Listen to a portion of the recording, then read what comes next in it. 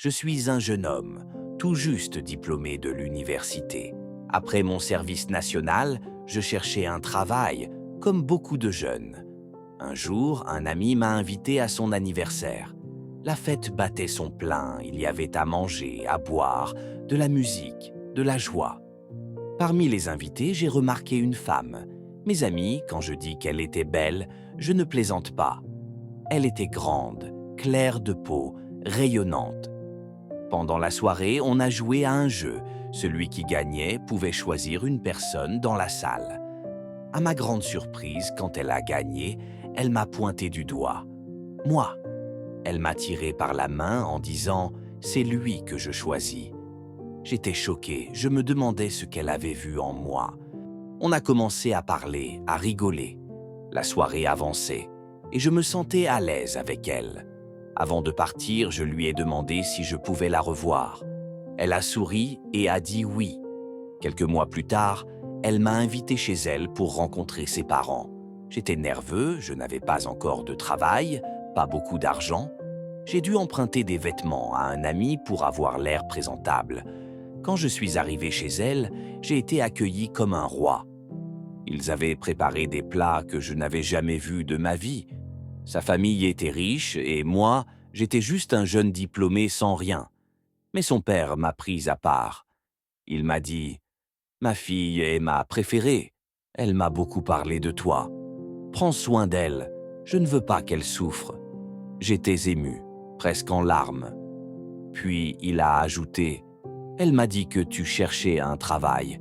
Ne t'inquiète pas, j'ai parlé à un ami. On va te trouver quelque chose. » Quelques jours plus tard, son ami m'a appelé. Il m'a dit « Tu seras responsable des ressources humaines dans mon entreprise. » Mes amis, j'ai cru rêver.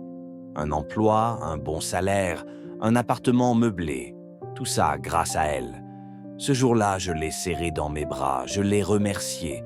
J'ai remercié son père. Je l'aimais de tout mon cœur et elle m'aimait aussi. Un an plus tard, je l'ai demandée en mariage. Elle a dit oui. Je l'ai présentée à ma famille et on s'est mariés. Notre mariage était magnifique, comme un conte de fées. On faisait tout ensemble. On allait au marché, on jouait, on riait. Les gens dans la rue nous appelaient les amoureux inséparables. Même à l'église, on priait pour avoir un mariage comme le nôtre.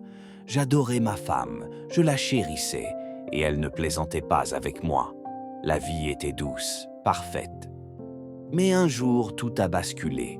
J'allais au travail et il y avait beaucoup de circulation. Les transports publics étaient rares, alors j'ai proposé à quelques personnes de monter dans ma voiture. Parmi elles, il y avait une femme. Mes amis, elle était belle, grande, claire, élégante, avec une allure moderne. Elle s'est assise à côté de moi, m'a salué poliment. Je ne sais pas ce qui m'a pris, mais j'ai été troublé. Elle portait des vêtements chics, elle sentait bon. Je suis humain et je me suis laissé emporter. Quand je l'ai déposée, elle était devant une grande boutique, pleine de sacs, de bijoux, de choses magnifiques. Je lui ai demandé « C'est à qui tout ça ?» Elle m'a répondu « C'est ma boutique. » J'étais impressionné. Une jeune femme comme elle, propriétaire d'un tel endroit. Avant de partir, j'ai pris son numéro. Quelques semaines plus tard, je l'ai rappelé. Je ne sais pas pourquoi, mais le diable m'a poussé. Je lui ai proposé de sortir avec moi et elle a accepté. On a commencé à se voir en cachette. Mes amis, à partir de ce moment, tout a changé en moi. Je ne voyais plus ma femme de la même façon.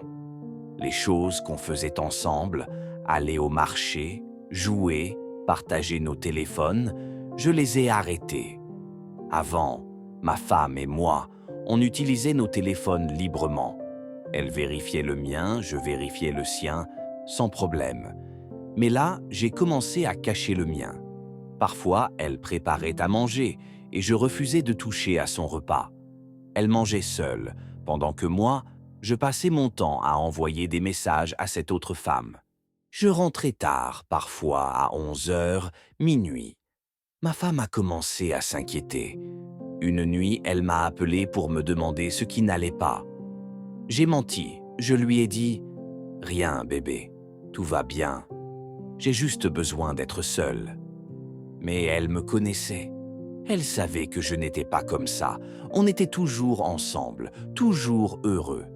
Un jour, alors que je prenais ma douche, cette autre femme m'a appelé.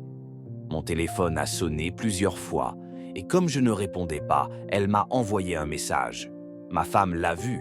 Elle n'a rien dit, mais elle a copié le numéro. Sans me le dire, elle a engagé des gens pour enquêter sur cette femme. Ils sont allés à sa boutique, ils l'ont menacée, je ne sais pas exactement quoi. Le lendemain, la femme m'a appelé furieuse. « Tu as donné mon numéro à ta femme pour qu'elle vienne me menacer ?» J'étais sous le choc. Je n'avais rien dit à ma femme. Quand je suis rentré, j'ai confronté ma femme. Je lui ai dit « Pourquoi tu as fait ça? Si tu as vu quelque chose sur mon téléphone, pourquoi ne pas m'en parler au lieu d'agir dans mon dos ?» Elle était en colère, moi aussi. On s'est disputé, on a crié, on s'est insulté. Ce soir-là, on a dormi sans se parler. Le lendemain, j'ai commencé à sentir une douleur bizarre dans mon entrejambe. Je n'y ai pas prêté attention, je pensais que c'était normal. Mais les jours passaient, et ça empirait. Mon entrejambe a commencé à gonfler, j'avais mal partout. J'ai pris des médicaments, je suis allé à l'hôpital, mais rien ne marchait. Au contraire, c'était pire. Un médecin m'a pris à part et m'a dit « Monsieur, les médicaments ne fonctionnent pas. Peut-être que votre problème est spirituel. Voulez-vous qu'on cherche une solution ailleurs ?» Il m'a proposé de m'emmener dans un endroit spirituel, mais il m'a conseillé de venir avec ma femme. Quand je suis rentré, elle n'était pas là. Je l'ai appelée encore et encore. À la 3e tentative, elle a répondu et ses mots m'ont brisé. Les papiers du divorce sont prêts. J'étais anéanti. J'ai essayé d'appeler l'autre femme, mais son numéro ne passait plus. Elle m'avait bloqué. Désespéré, j'ai rappelé le médecin et je lui ai dit « Il n'y a personne pour m'accompagner. Pouvez-vous venir avec moi? Je paierai tout. » Il a accepté. Quand on est arrivé dans cet endroit spirituel, l'homme qui nous a reçus m'a regardé longuement. Puis, il m'a dit quelque chose qui m'a glacé le sang. Quelqu'un vous a utilisé pour un rituel. Mes amis, j'ai cru que mon cœur allait s'arrêter. Un rituel? Qui pouvait faire ça? Pas ma femme, je lui faisais confiance. Elle ne ferait jamais une chose pareille. Et l'autre femme? Je ne sais pas, je pensais qu'elle m'aimait. Depuis que tout ça a commencé, ma femme refusait que je la touche, et moi, je ne pouvais plus être proche d'elle. Quant à l'autre, je ne la voyais plus. Aujourd'hui, je suis dans une situation terrible. Ma femme a tout raconté à sa famille, et son père m'a repris le travail qu'il m'avait donné. Je suis sans emploi, sans rien. Mon corps me fait souffrir, je perds la vie petit à petit. Mes amis, je suis perdu. Je ne sais pas quoi faire. Je ne crois pas que ma femme m'ait fait ça, mais je ne sais plus à qui faire confiance. Je ne peux pas non plus imaginer que l'autre femme m'ait utilisé.